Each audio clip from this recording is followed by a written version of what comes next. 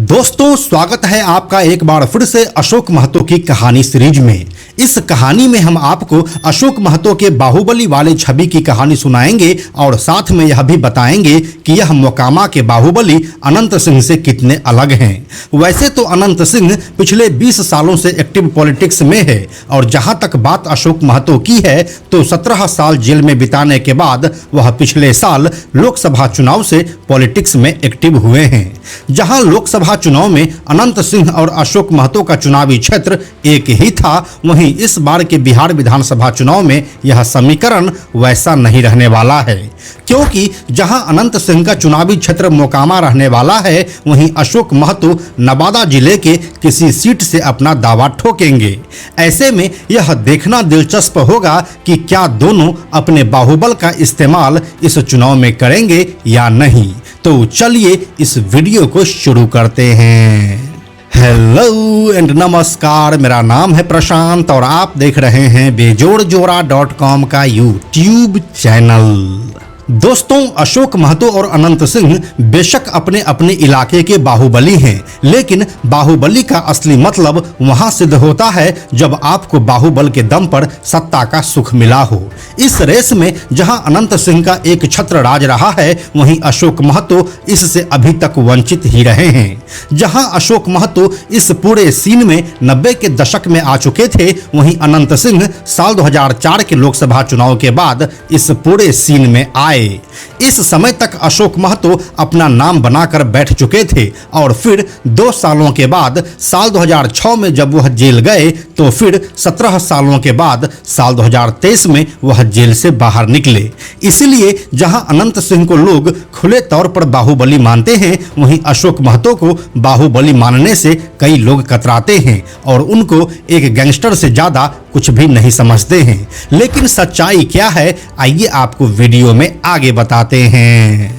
दोस्तों, अशोक महतो 90 के दशक में उस समय सीन में आए थे जब बिहार में जंगल राज फैला हुआ था और जातीय संघर्ष का उन्माद पूरे बिहार को अपने चपेट में लिए हुआ था। 90 के दशक में नवादा और शेखपुरा में अखिलेश सिंह का गैंग सक्रिय था जो भूमिहार जाति को रिप्रेजेंट करते थे। इसी गैंग को काउंटर करने के लिए पिछड़ी जातियों ने अशोक महतो गैंग को तैयार किया, जिसका कमांडर खुद अशोक महतो ही बना। इस दौर के बिहार में उसी का बोलबाला था जो खून बहाने की क्षमता रखता था और अशोक महतो यहीं पर पिछड़ी जातियों के लिए मसीहा बनकर सामने आए। अशोक महतो बिहार के कुर्मी जाति से आते हैं और इनका मुकाबला अखिलेश सिंह के गैंग से हुआ जो भूमिहार जाति से आते हैं। इन दोनों की लड़ाई में इलाके में कई नरसंहार हुए और करीब 200 लोगों को अपने प्राणों की आहुति देनी पड़ी और फिर देखते ही देखते इन दोनों की छवि इलाके में बाहुबली की हो गई।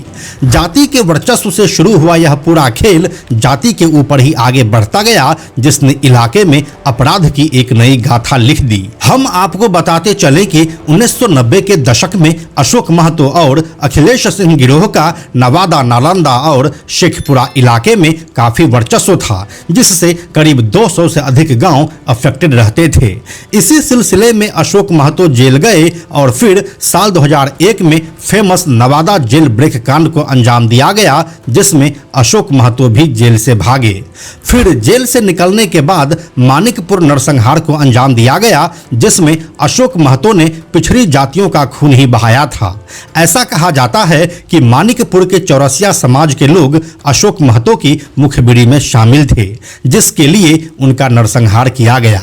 आप मानिकपुर नरसंहार की पूरी कहानी इस वाले वीडियो में देख सकते हैं। आप सिंपली YouTube पर जाइए और मानिकपुर नरसंहार बेजोड़ जोड़ा टाइप कीजिए, यह वीडियो आपको ऊपर ही मिल जाएगा।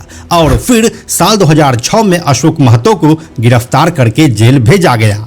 लेकिन इस समय तक क्या हुआ था कि अशोक महतो पिछड़ी जातियों में अपनी पैठ बना चुका था और उसे लोग भी अपना मसीहा मानने लगे थे, क्योंकि 90 के दशक के बिहार में चाहे अगड़ी जाति के लोग हो या पिछड़ी जाति के, सबकी प्राथमिकता एक ही थी, अपनी जान बचाने की। और ऐसे में जब कोई उसे अशोक महतो जैसा कमांडर मिलता तो लोग खुद को सेफ महसूस करते थे और इसीलिए वे अपने जाति के लोगों के लिए मसीहा बन जाते। चाहे अशोक महतो हो या ब्रह्मेश्वर मुखिया, सबके साथ कमोबेश यही हुआ था। यही वजह रही कि जब अशोक महतो 17 सालों के बाद जेल से छूटकर बाहर निकले तो उनके स्वागत में कोई कमी नहीं रही। उनके जाति के लोग जगह जगह पर कई बड़े सम्मेलनों का आयोजन किया और उसमें अशोक महतो को एक नेता की तरह सम्मानित भी किया। पिछड़ी जातियों के मन में उनके लिए इज्जत है, इस बात को कोई नकार नहीं सकता है। और इसी इज्जत का इस्तेमाल अब इलेक्टोरल पॉलिटिक्स में होना था, जिसके लिए साल 2024 के लोकसभा चुनाव से अच्छा अवसर कुछ हो ही नहीं सकता था। अब क्योंकि अशोक महतो खुद कन्विक्टेड रह चुके हैं तो वह खुद चुनावी मैदान में तो उतर नहीं सकते थे, इसलिए वह 58 साल की उम्र में कुमारी अनीता नाम की एक लड़की से शादी किए और फिर लालू यादव ने उन्हें मुंगेर लोकसभा सीट से अपना प्रत्याशी बनाया। इसी लोकसभा सीट से एनडीए ने ललन सिंह को टिकट दिया, जो यहां से वर्तमान सांसद भी थे। अब इस सीट पर भूमिहार और कुर्मी दोनों का वोट कमोबेश एक जैसा ही है, तो मुकाबला कांटे का होना ही था। इसीलिए यहां पर अनंत सिंह की एंट्री करवाई जाती है, जो बाढ़ और मोकामा के सबसे बड़े बाहुबली माने जाते हैं। बात अगर अनंत सिंह की करें तो वो एक मजबूत बाहुबली वाले छवि के नेता रहे हैं, जिसे भरपूर सत्ता का सुख भी मिला है। साल 2004 के लोकसभा चुनाव से वह एक्टिव पॉलिटिक्स में आए और नीतीश कुमार को अपना पूरा सहयोग दिया। इसका फल उसे साल 2005 के बिहार विधानसभा चुनाव में मिला और वो पहली बार जीतकर विधायक बने। इसके बाद से लेकर आज तक वह विधायक बने हुए हैं। हालांकि साल 2022 में जब एक केस में वह कन्विक्टेड हुए थे तो उनकी विधायकी चली गई थी, लेकिन फिर जब उपचुनाव हुए तो उनकी पत्नी नीलम देवी चुनाव जीतकर विधायक बनी। और दिलचस्प बात यह है कि वो अभी आरजेडी के टिकट से ही जीती हुई है। लेकिन इस बार के समीकरण अलग हैं और इस बार अनंत सिंह एनडीए के खेमे में हैं, इसलिए उसे आरजेडी के टिकट से हाथ धोना पड़ेगा। लेकिन नीतीश कुमार उनके लिए तैयार बैठे हैं। वहीं अशोक महतो की बात करें तो वह अपनी पत्नी कुमारी अनीता के लिए नवादा के वारिसलीगंज सीट पर दावा किए हुए हैं।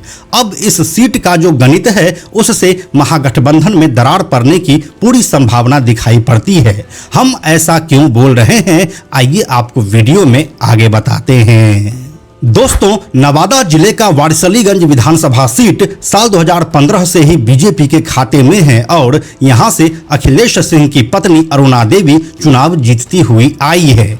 महागठबंधन के लिए यहां से पिछले चुनाव में कांग्रेस के प्रत्याशी सतीश कुमार उर्फ मंटन सिंह को टिकट मिला था। ये मंटन सिंह भूमिहार जाति से आते हैं। अब अशोक महतो हमेशा से यह कहते हुए आए हैं कि उनकी जातीय लड़ाई भूमिहारों से ही रही है और वो इस सीट पर दावा कर रहे हैं, जो सीधा सीधा मंटन सिंह को चुनौती देना है। अब कांग्रेस और आरजेडी अगर साथ में चुनाव लड़ती है, जो कि काफी हद तक संभव भी है, तो इस सीट का टिकट बंटवारा फंस सकता है।